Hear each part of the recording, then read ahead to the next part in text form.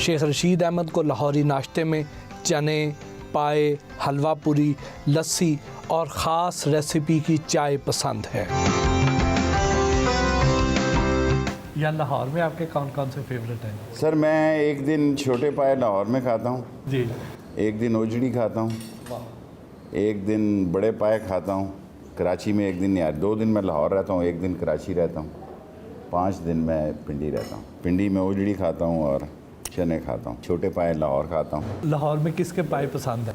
जिसके भी हैं छोड़ो शोहरत हासिल कर जाएगा, क्या फ़ायदा, लोग ना ही खाएं तो अच्छा। मेन्यू में कोई ख़ास चीज़ पसंद है? मैं बड़ा सिलेक्टिव हूँ खाने में, मैं बहुत सिलेक्टिव। देसी खाने खाता हूँ। हफ्ते में एक दिन गोश्ताबा खाता हूँ, फिर अल्लाह ताला आपको भला करे पालक गोश्त खाता हूँ, वो देसी मुर्गी खाता हूँ। दोपहर को मैं इतना नहीं खाता, सिर्फ सुबह जी भर के खाता हूँ और शाम को खाता हूँ। ये इतना जो आपका लाल सुर्ख रंग है, ये कश्मीरी हो ना इसलिए। इस पे तो अल्लाह के फजल से कोरोना ने भी असर नहीं डाला। नहीं जी, बहुत बुरा असर डाला है, कोरोना ने मार के रख दिया। 21 किलो वज़न कम हो गया था, अब 7 किलो बढ़ाया खा खा के, मैं तो चल ही नहीं सकता था। हम शेख रशीद के साथ घर से रेलवे हेडक्वार्टर्स लाहौर की जानिब रवाना हुए। सर, लोग कहते हैं कि इमरान खान से कुछ काम लेने हैं, जिसकी वजह से अभी तक वो वज़ीर आज़म की कुर्सी पर विराजमान है, अदरवाइज़ जिस तरह की उनकी परफॉर्मेंस है वो उन्हें अब तक हटा दिया जाता। क्या ये बात दुरुस्त है? कोई ऑप्शन नहीं है इमरान खान के अलावा। देखो, अब नून को इस ज़ुबान के बाद, इस गुफ्तगू के बाद लाने का तो सवाल पैदा नहीं होता। पीपल्स पार्टी का पंजाब में कोई रोल ही नहीं है। सिंध में अगर वो फिर दोबारा ले लें, जिसके चांसेस, अगर पीटीआई सही मेहनत करे तो सिंध में भी हुकूमत फॉर्म कर सकती है। वो कौन से काम हैं जो अभी तक उनसे लेने हैं, जिसकी वजह उनसे से? क्या लेने हैं जी, वो प्राइम मिनिस्टर है, उसने काम करने हैं। सबसे बड़ा काम तो इस इकानमी को ठीक करना है। इकानमी ठीक होगी, दिफा मजबूत होगा, इकानमी ठीक होगी, फॉरेन पॉलिसी आज़ाद होगी, इंशाल्लाह बेहतरी की तरफ है। अभी मैं कल फैसलाबाद गया था, वो कह रहे थे कि हमारे पास इतना टेक्सटाइल का ऑर्डर है कि संभाला ही नहीं जा रहा। अगर आप इमरान खान के इत्तेहादी ना होते तो किस पार्टी के इत्तेहादी होते? तो फिर मैं अपने ही इत्तेहादी होता। ये इमरान खान का बड़ापन है, वो मेरी बात सुनता है, वरना कई दफ़ा बातें ऐसी होती हैं जो उसको पसंद नहीं है। आप कहते हैं कि ये सारे सियासतदान गेट नंबर 4 की पैदावार हैं। कोई पाकिस्तान का सियासतदान ऐसा नहीं है जिसका फ़ौज से रब्ता नहीं हुआ, खा वो रेफरेंडम हो, खा वो इलेक्शन हो, खा वो जो कुछ भी हो, फ़ौज के रब्ते के बगैर पाकिस्तान में कुछ नहीं होता। मुल्क में सदारती निज़ाम हुकूमत की बातें होती रहती हैं। आपके ख्याल में पाकिस्तान को कौन सा निज़ाम सूट करता है? देखें, अब पाकिस्तान में सदारती निज़ाम के लिए 6 शिकें हैं, वो नहीं पास हो सकती, असम्बली से नहीं हो सकती, रेफरेंडम है, छोटे सूबे हैं, बगावत की बात होगी। इसी तरह चलना पड़ेगा।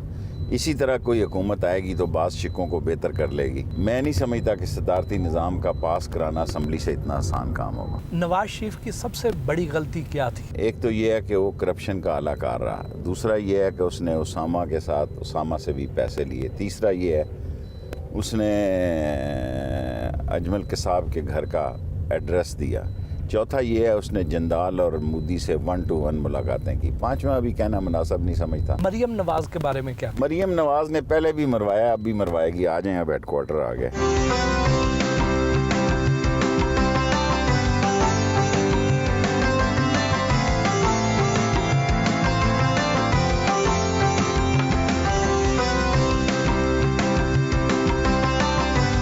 शेख रशीद रोज़मर्रा दफ्तरी उमूर का आगाज़ कलाम पाक की तलावत से करते हैं।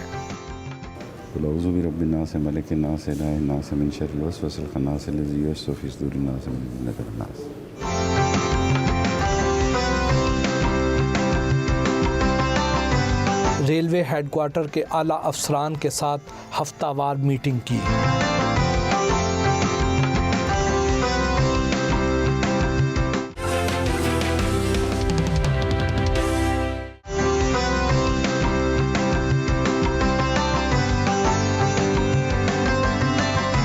रावलपिंडी में वाक़े अपनी रिहाइशगाह और सियासी मरकज़ लाल हवेली पहुँचे।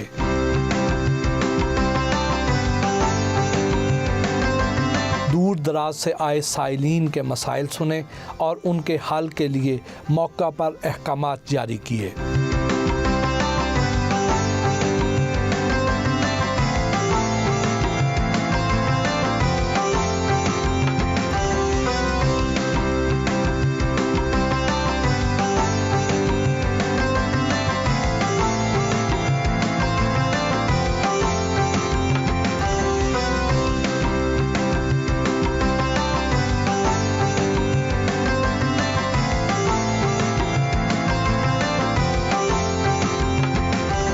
लाल हवेली के करीब चाय के ढाबे पर रिवायती सियासी गुफ्तगू हुई।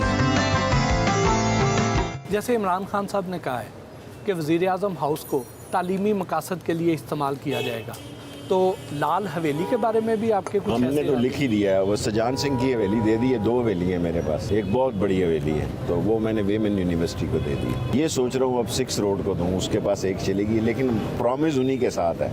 अगर उन्होंने स्टैंड ले लिया, मेरी कमिटमेंट उनके साथ है, फिर दूसरी हवेली भी उन्हीं को चली जाए। आपने ख़वातीन की तालीम के लिए बहुत काम किया। मेरी माँ अनपढ़ थी ना, तो मैंने बड़े फ्रॉड किए हैं। मेरा बाप भी अनपढ़ था, तो कॉलेज स्कूल तो मैंने छोड़ा नहीं, पता नहीं 10-15 साल तक। बाद में मेरे बाजवा शाहजवा साहब गार्डन कॉलेज में है, मैं उस वक्त दादा उस्ताद था गार्डन कॉलेज का, जो कहता था वो होता था। और मैं गार्डन कॉलेज का प्रिंसिपल भी रहा हूँ। मैंने 3-4 महीने कब्जा कर लिया था गार्डन कॉलेज।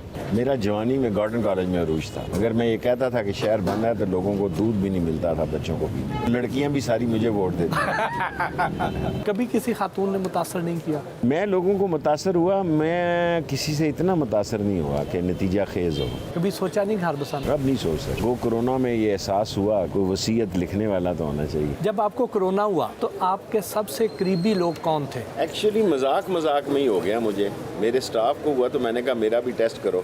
वो टीवी पे स्लाइड चली तो जनरल बाजवा साहब का, कमर जावेद बाजवा का फ़ोन आ गया, देखी कि पिंडी ना अस्पताल दाखिल हो जाए। इतने में 2 गाड़ियाँ आ गई, 2 कर्नल्स आ गए। मैं तो फिर आ गया। मेरे 3 दिन तो बड़े ही भारी थे। मैं ये सोच रहा था कहाँ माँ के साथ दफन होना, ये लाल हवेली के नीचे होना है। लेकिन मैंने उन जनरल्स को कहा कि मुझे एक सिगार पीने देना मरने से पहले। उन्होंने कहा जी सिगार आप नहीं पी सकते। मैंने कहा फिर लास्ट मोमेंट कम, आप समझे मेरी मौत को 1 घंटा रह गया। तो जो आपके करीबी लोग थे उनमें से तो नहीं कोई मुतासर हुआ? मेरा स्टाफ तकरीबन आलमोस्ट दोनों बच्चे और वो किचन भी मुतासर था, बैटमैन भी मुतासर था। आप कहते हैं कि लाल हवेली का ताल्लुक श्रीनगर के लाल चौक के साथ है, जब वक्त आएगा तो पता चलेगा। ये क्या है? मेरे मरने के बाद जो तारीख लिखेंगे वो लिखेंगे कि मैंने कश्मीर में क्या किया। अभी मैं कुछ नहीं कह सकता, लेकिन मेरे मरने के बाद मीरवाज साहब और गिलानी साहब और अपने नौजवान जो हमारे हैं वो बेहतर बताएंगे। कश्मीर कब तक आज़ाद हो जाएगा? मालूम नहीं, जब तक एक भी कश्मीरी जिंदा है, कश्मीरी की जदोजहद जारी रहेगी। कश्मीर को बिल आखिर आज़ाद होना है, ये नहीं मैं कह सकता कब होगा।